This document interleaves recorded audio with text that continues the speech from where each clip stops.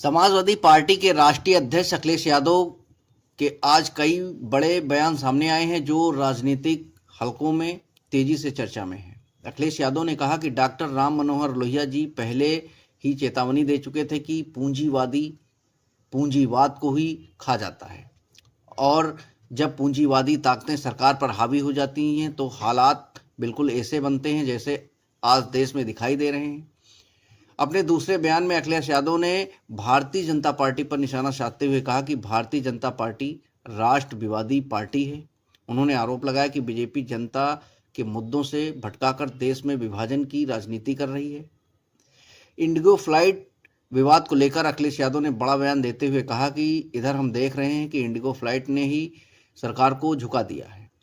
उन्होंने इसे सरकार को कमजोर होती पकड़ का उदाहरण बताया है। अखिलेश यादव ने देशभक्ति को लेकर भी एक टिप्पणी की और कहा कि वंदे मातरम सिर्फ गाना नहीं है, इसे निभाना भी चाहिए। उन्होंने कहा कि देशभक्ति का अर्थ केवल नारों तक सीमित नहीं बल्कि कर्तव्यों के पालन में है।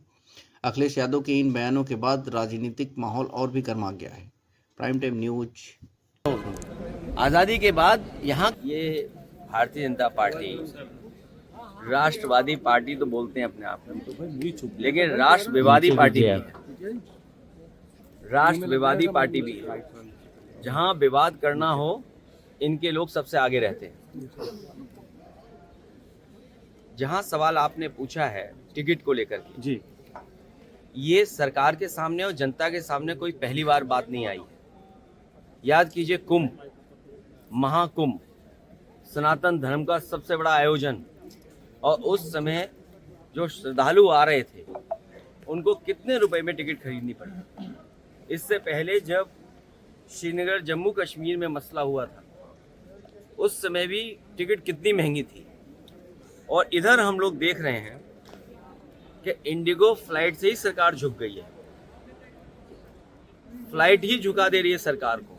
आखिरकार कारण क्या है? सरकार जब ये दावा करती है गरीब भी बैठ सकते हैं उसमें, चप्पल वाले भी हवाई जहाज में बैठ सकते हैं, तो अब इतने महंगे में कौन, जूते पहनने वाले भी नहीं बैठ सकते। नहीं है सरकार की। डॉक्टर राम मनोहर लोहिया जी ने कहा था कैपिटलिस्ट किल्स कैपिटलिस्ट, और जब पूंजीवादी हावी हो जाएंगे सरकार पर तो ऐसा ही आपको देखने को मिलेगा।